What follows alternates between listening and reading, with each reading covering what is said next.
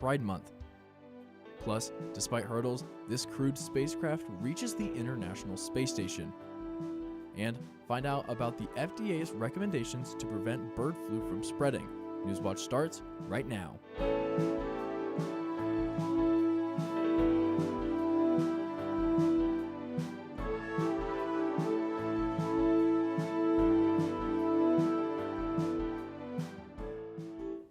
Tonight marks the kickoff of 2024's Athens Pride Fest. Good evening, I'm Shane Scalfaro. Welcome to Newswatch. The Southeast Ohio Rainbow Alliance is starting off celebrations with a happy hour kickoff event at the Soul Island Bar and Restaurant. Pride events continue until Sunday. These include a Pride Shuffle, dance party on Friday, the 2024 Pride Parade on Saturday, and concludes with a Pride Field Day and pool party at the Athens City Pool on Sunday. For more information on Pride Fest or to sign up for events, visit seorainbow.org. You're taking a live look at Ohio University's College Green, where people are gathering for the annual Under the Elms concert series set to begin in a few minutes. The annual series takes place from June to early July and is free to the public. Under the Elms core ensemble is the Communiversity Band, a group of current OU students and alumni, faculty members, and community members from the region. The series will feature 4 performances over the next month, each beginning at 7 p.m. We are now joined by Newswatch forecaster Isabel Isco. Isabel, how's the event looking? We've been out here and it's been filing it. It looks like it's going to be a great first show for them. Yeah, so what can everyone there expect for the weather tonight? Yeah, it is definitely a little bit of a chillier one than we're expecting. That cloud cover has just been coming over us. And looking at tonight, we're going to have that overnight low of 56. That 10% chance of thunderstorms that we've been having, that is just those isolated little storms that we've been having throughout the day. That'll definitely continue throughout the night, but it shouldn't put too much of a damper on this concert. Looking at today, that 20% chance of thunderstorms possible. We're going to be seeing that high of 83 today, and then that low of 56, that'll be hitting us well after the midnight hour, so it will be a little bit warmer here at this concert. Looking at Athens currently, 79 degrees, partly cloudy skies. Those partly cloudy skies are really kind of chilling it down. It is a little bit humid out here, and it is making it feel just a little bit more chilly. Looking at the southeast Ohio, you can see that as we go a little bit more north, Lancaster 76, and as we go a little bit more south, you can see that Huntington is still in those mid 80s at 84. Looking at that radar, you can see just how much of those sporadic showers we've been having throughout the day and when we'll be needing that umbrella next on my full forecast. When school lets out and summer hits, hunger doesn't stop. The Southeast Ohio Food Bank is giving families with kids an opportunity to get free meals all summer long through August 9th. Any child in Athens County 18 and under can grab a free lunch at the site. HAPCAP is sponsoring the program, which runs Monday to Friday in 6 different locations in Chansey, Coolville, Gloucester, Nelsonville, and Athens. Any person with disabilities between the ages of 19 and 21 can also join. For more information on times and locations, you can visit the Ohio University Community Health Program's Facebook page. A newly approved environmental study looks to create better conditions on the Hocking River. Athens City Council authorized City Service Safety Director Andy Stone to collaborate with the Army Corps of Engineers to study the river's environment. The Corps will study the river from the Ridgeland Avenue Bridge to White's Mill. Stone says while the main focus of the study is to improve the quality of the river, it will also consider recommendations to make the White's Mill area that contains remnants of a dam safer. There's no intention of the city of Athens to remove the falls at White's Mill. It's not like we're going to go in there and seek a project that completely removes it and makes it a placid stream in that area. That's just not our goal. But if I can make it safer to paddlers, I will. The study will take place over the next 3 years, beginning in a couple weeks when Stone signs the agreement for it. A new proposal could strengthen seatbelt enforcement in Ohio. House Bill 536 makes failure to wear a seatbelt a primary offense. Right now, not wearing a seatbelt is a secondary offense, meaning drivers cannot be pulled over just because they are not wearing a seatbelt. However, the bill isn't receiving much support from other representatives.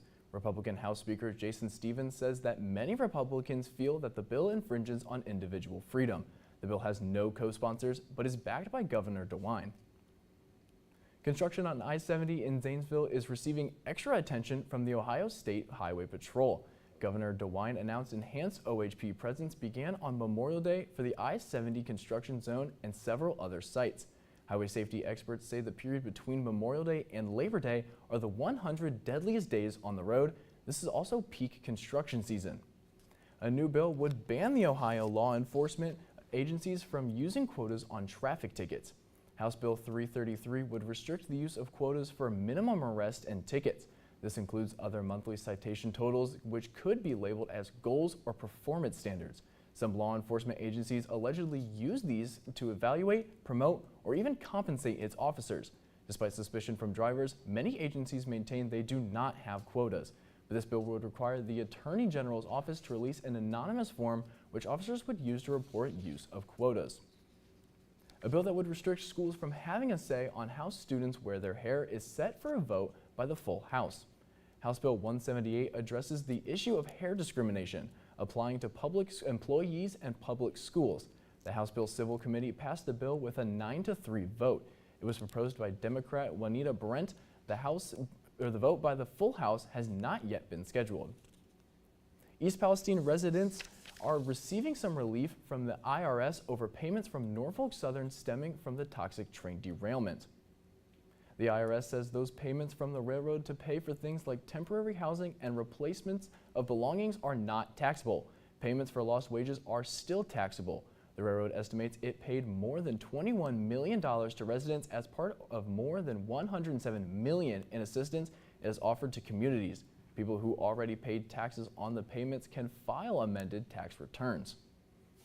Coming up, find out about the Starliner's journey to space and what the presidential candidates think about legalizing marijuana federally. And out here in Athens, when are we going to be feeling a little bit more seasonal? Next on Newswatch. Hey, I'm Rick Steves. In challenging times, we ask ourselves, what's the value of travel? Is it just hedonism or something more? After a lifetime of exploring Europe and inspiring Americans to see Europe as a springboard for world exploration, I'm sharing my reasons for why we travel.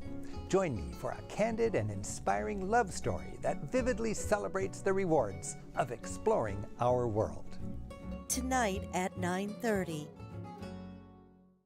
As more people decide to age in place, our next Cecil House project is all about accessibility. We're kicking off our 45th season with a mid-century modern in Lexington, Massachusetts.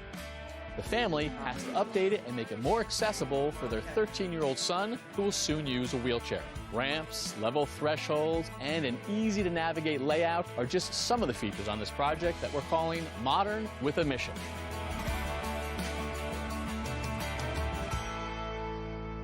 WOUB is recognizing members of our Cornerstone Society.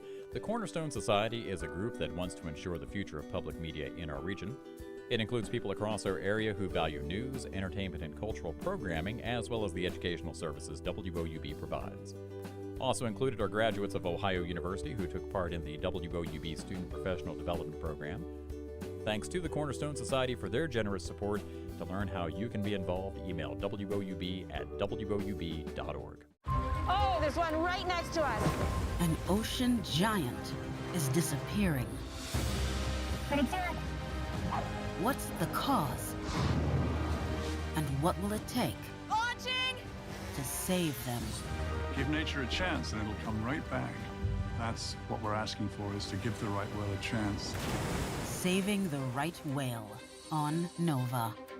Wednesday at 9 on WOUB.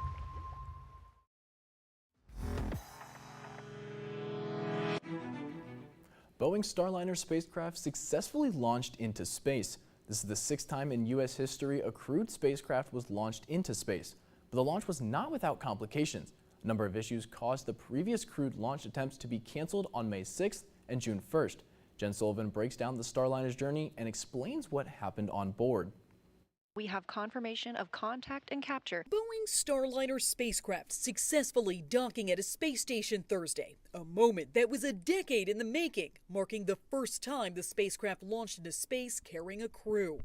Lots of cheering here in the room. But it was not without complications. As the spacecraft approached the International Space Station, 5 of the 28 reaction control system thrusters failed on the service module. Those allow the spacecraft to stay on track to land. But they were able to get 4 of the thrusters firing again. It was great. What a wonderful place to be. That was just one of a few complications. Shortly before Wednesday's launch from Cape Canaveral Space Force Station in Florida, a helium leak was detected in the spacecraft. NASA deemed it acceptable.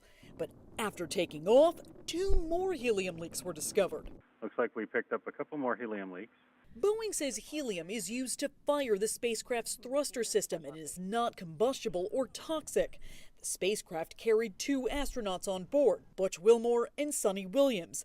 But NASA says the leaks are not a safety concern to the crew. We're just happy as can be to be up in space, one in Starliner, on an Atlas V, and then here on the International Space Station. After spending just over 24 hours traveling to the space station, Williams and Wilmore are expected to spend about 8 days living in the orbiting laboratory before returning home. I'm Jen Sullivan reporting. The Federal Trade Commission is investigating a recent Microsoft deal with artificial intelligence startup Inflection. Microsoft announced it had hired Inflection's co-founders and a number of its staff to lead its AI program called Copilot in March. The tech giant reportedly paid $650 million to Inflection. A source says the FTC probe concerns whether the company's investment in Inflection constituted an acquisition that Microsoft failed to disclose to the government. The investigation comes as antitrust officials at the FTC and the Justice Department are nearing final agreement on how to jointly oversee AI giants. Marijuana remains illegal federally, but in 24 states, including Ohio, is accessible to adult recreational use. Several more states may put its legalization up for vote this election cycle. Presidential nominees have shared mixed feelings on this issue over the years, but could its popularity change their politics? Washington correspondent Julia Benbrook takes a closer look at the issue. Where do voters stand on legalizing marijuana? How many states are already legalized? It's just been sort of an absurd law. Only about a third of U.S. voters were in favor in 2003, but 2 decades later, support went up to 70%. Now, the federal government is working to keep up with public sentiment. In 2022, President Joe Biden pardoned prior federal offenses of simple marijuana possession. Because no one should be jailed for simply using or have it on their record. Marijuana has been categorized as a Schedule I substance along with drugs like heroin for decades. But the Biden administration is trying to change that. My administration took a major step to reclassify marijuana from a Schedule I drug to a Schedule III drug. A Schedule III classification would make marijuana a controlled substance, the same category as prescription drugs like ketamine. During former President Donald Trump's 2016 campaign, he said that legalization should be left up to the states. You know, I know people that are very, very sick, and for whatever reason, the marijuana really helps them. But it really helps them. But I think in terms of marijuana, and legalization, I think that should be a state issue, state by state. But his administration rescinded a Justice Department trio of memos from the Obama administration that prevented federal prosecution of marijuana offenses in states where it's legal. This November, voters in Florida, where Trump is a resident, will decide whether recreational marijuana should be legalized in their state. There may be political benefits to supporting loosening rules on marijuana, as its popularity, particularly among younger voters, could drive people to the polls. Reporting at the White House, I'm Julia Benbrook. For our full look at weather, I'm back inside, and in southeast Ohio, you can see that Athens right now, we're experiencing a few showers as I was heading in. 79, it is feeling a little bit cooler with that cloud cover that we're having as we go a little bit more north. Lancaster 78, and as we go south, they're starting to cool down. Huntington at 80. Looking at today, that temperature high of 83, that low that we're going to be feeling later tonight of 56. Looking at the severe storm outlook, you can see that today we're in those general storm areas. We just had a few pop-up showers here and there. If anything, it was just to damper our Thursday than to do any kind of real damage. Then looking at that overnight low of 56, that 10% chance of thunderstorms is still possible. There'll still be those isolated spotty showers that we've been having throughout the day. Looking at that radar, you'll just see how much how spotty those showers really are and the clearing that it's going to be having looking at these next couple of days. We're just going to have a little bit of the spottiness before we get to those sunny skies once again. Looking at tomorrow with those mostly sunny skies, the temperature high of 76. It's not going to be quite as warm as today. We're really experiencing this cold front that is going to be cooling our temperatures down just a little bit. We're going to be see that high of 76 and that low again and a little bit cooler than today of 51. Looking at 12 hours ahead, so early tomorrow morning, those are whenever that system is going to be fully making its way out of our area, looking at the very early AM hours. And that cold front is going to be really making its way through, giving us quite a chilly morning tomorrow morning.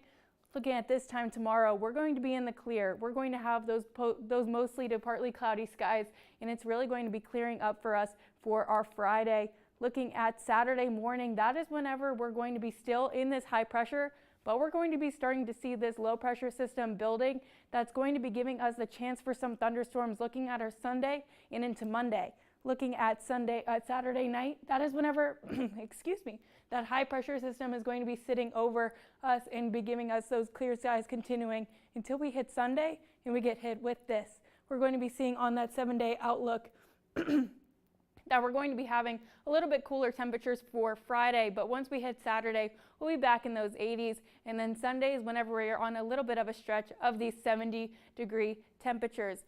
Sunday night is whenever we're going to have those 30% chance of showers, and then into Monday morning, that is whenever that 20% chance of thunderstorms is possible. It's going to be cooling our temperatures down quite a bit once again, giving us just over those 70-degree temperatures for our Sunday in early next week. Looking at Tuesday though, that's whenever that sun is going to be coming back up, giving us those temperatures closer to those 80s, and once we hit Wednesday, we'll be back into those 80s again. And then looking at this time next week, we'll have those sunny skies. Let's take it back over to Shane. Thanks, Isabel. Good Earth Lighting is recalling 1.2 million lights after a death and multiple fires. The company's rechargeable integrated lights can overheat. According to Good Earth, one person died and another was treated for smoke inhalation when the product caused a fire in their home last year. The company said it is aware of 9 additional reports of lights overheating, 6 of which caused fires and property damage. The recalled lights were sold at retailers including Lowe's, Ace Hardware, Amazon, and QVC from October 2027 through January 2024.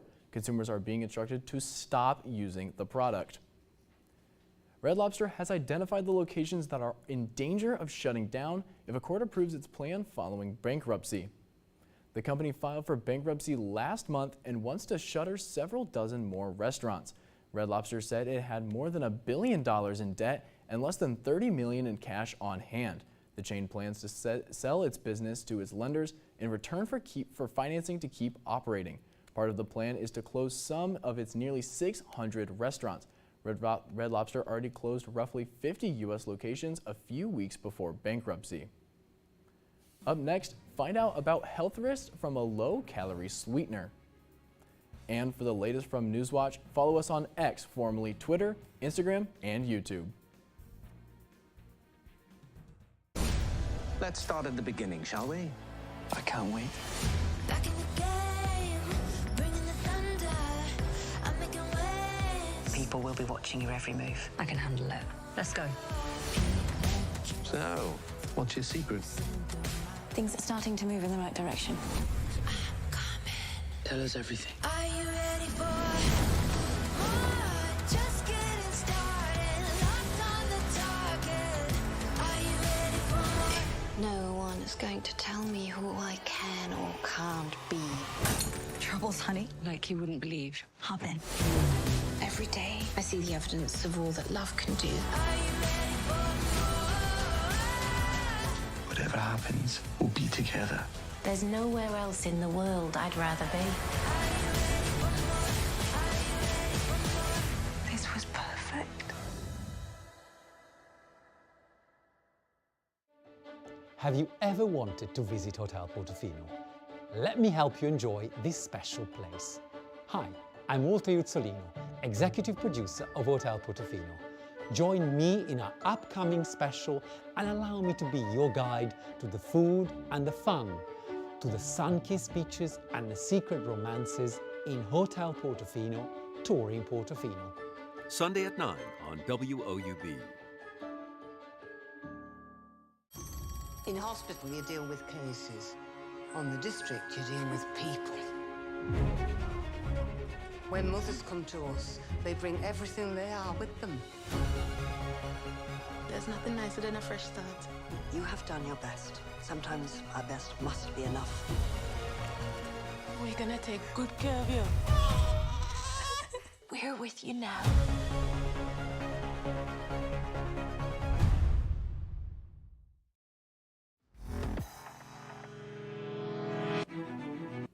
A new study found a common low-calorie sweetener may be linked to heart attack and stroke. A research published today in the European Heart Journal finds the sweetener xylitol may be linked to nearly twice the risk of heart attacks, stroke, and death in people who consume the highest levels of it. Xylitol is used in many reduced sugar foods and consumer products such as sugarless gum, breath mints, toothpaste, mouthwash, cough syrup, and chewable vitamins. It's a sugar alcohol, a carbohydrate found naturally in only tiny amounts in certain vegetables and berries. The U.S. FDA refers to sugar alcohols as generally recognized as safe. With climate change making temperatures hotter for longer periods of time, more people are at risk of ending up in the emergency room. Mandy Gaither has red flags to help you recognize signs of heat-related illnesses. As temperatures rise, so can the number of emergency room visits for heat-related illnesses. Heat can affect pretty much any body system, unfortunately, if it's left unchecked. Between May and September last year, CDC data shows the number of ER visits for heat-related illnesses substantially increased across several U.S. regions when compared to the same months of the 5 previous years, especially among men and adults between the ages of 18 and 64. These illnesses can be dangerous, even deadly, which is why it's important to know the signs, says emergency medicine Dr. Kevin Watkins with Cleveland Clinic. The most patients that we see that deal with severe heat illness, like I said, primarily heat stroke, are usually more elderly patients with underlying health conditions, or sometimes even young children that aren't put in a safe environment. One of the most dangerous heat-related illnesses is heat exhaustion. Signs include heavy sweating, cold, pale, and clammy skin, fast, weak pulse, nausea, vomiting, muscle cramps, fatigue or weakness, dizziness, headache, and fainting. Get medical help right away if symptoms last longer than an hour or get worse, or if you're throwing up. The most serious condition in high temperatures is heat stroke, which is a medical emergency. Red flags are a high body temperature of 103 degrees or higher, hot, red, dry, or damp skin, fast, strong pulse, headache, dizziness, nausea, confusion, and losing consciousness. The CDC says these symptoms should prompt an immediate call to 911. For Health Minute, I'm Mandy Gaither. There are other serious heat-related illnesses, including heat rash, which is a red cluster of small blisters on the skin and can be treated at home. The FDA is asking states to take action to discourage or stop the sale of raw milk to the public. The concern is the exposure and possible transmission of H5N1 bird flu. In an open letter, the agency urged states to issue more stern warnings or consider using regulatory powers to curb the sale of raw milk in areas where dairy cattle have tested positive. Raw milk can carry high levels of the virus because bird flu appears to infect cows through their udders. It is not known whether humans can get bird flu by drinking contaminated milk, but 3 dairy workers exposed to the milk have been infected, as well as cats on the farms with infected cows. Still ahead, find out who the next hype man is for the U.S. women's water polo team. But first, here's a look at what's coming up tonight on your public television.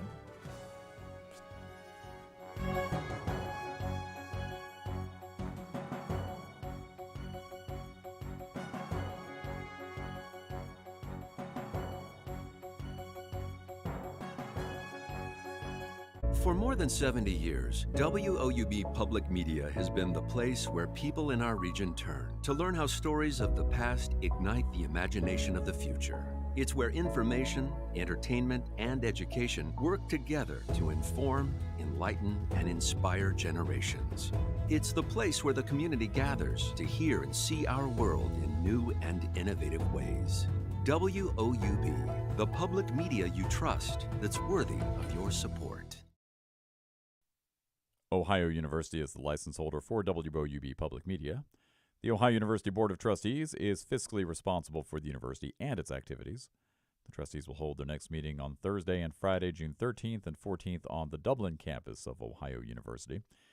The board is charged with the responsibility to be accountable to the institution's mission and cultural heritage, the transcendent values and principles that guide and shape higher education and the public interest, as well as the legitimate and relevant interest of the institution's various constituencies. Per Ohio Revised Code, Section 121.22, meetings of the University Board of Trustees are open to the public, although some portions may be held in closed executive session. More information about the Board of Trustees, including the members, future meeting dates and locations, minutes of past meetings, or to sign up to receive notification of the posting of meeting materials, go online to woub.org and click on the About WOUB tab.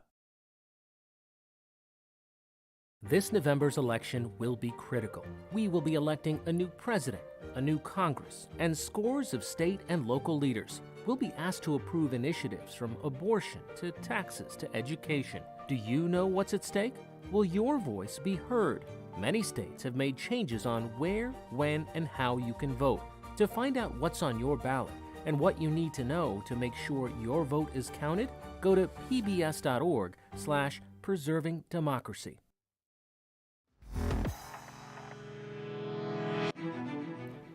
Finally tonight, Flavor Flav has a surreal new job, hype man of the U.S. women's water polo team. The clock-wearing musician came by the gig spontaneously. He saw an Instagram post from Captain Maggie Stevens asking for more support ahead of this year's Paris Olympics. Stevens says the effort is not as much about financial help, but more about hyping up water polo. Even as the U.S. team dominates on the world stage, the sport struggles to attract audiences outside of the Olympics. The group hopes to be the first women's water polo team to win 4 consecutive Olympic gold medals. And as a hype man, Flav is planning to be poolside cheering them on in Paris. Honestly, one of my best friends plays water polo. I've never seen him play, and I've never really watched it. I feel like this is a great opportunity for them. I mean, I do love water polo during the Olympics, but I can't say I really pay attention any other time. So this is great that he's doing that. So it is really just great that he's doing that just because it is such a great sport to watch. Let me take a final look at weather for tonight. You can see currently out there that is 79, those partly cloudy skies. You might see a couple sprinkles here and there in Athens, and it's definitely on the cool down for that overnight low tonight of 56. That'll be hitting us in that early a.m. We're going to be in those 60s until about midnight. With that 10% chance of thunderstorms, that'll be possible throughout all of the night. Just a little bit of the sporadic rain that we've been having throughout the day. Looking at tomorrow, though, those mostly sunny skies are going to be making their way in. Those mostly sunny skies are also going to be partnered with a little bit of a cold front. It is going to be cooling us down just a little bit. It is still June, so we will have that temperature high of 76 and that low tomorrow of 51. So definitely if you want to enjoy those mostly sunny skies, then get out there earlier rather than later, because you might need to bundle up just a little bit if you want to go outside later in the day. Looking at the rest of the week, you can see that Saturday, those sunny skies are going to be sticking around with a little bit warmer of temperatures, having that high of 80 and that low of 60. But for the rest of the week, our lows are going to be in those 50s. You can see that Sunday, that high of 79 and that low of 55. And then Monday, looking at the beginning of next week, we're going to have a little bit of a chance of thunderstorms with way chillier temperatures than we've been having these last few days. Then looking at this time next week, we are going to have some mostly sunny skies, still with a little bit of that chance of thunderstorms. Evening. Thanks for watching. For Isabel Isco, I'm Shane Scalfaro. Stay tuned for the PBS NewsHour coming up next. And remember, you can find the latest news anytime at woub.org or follow us on social media. Have a great night.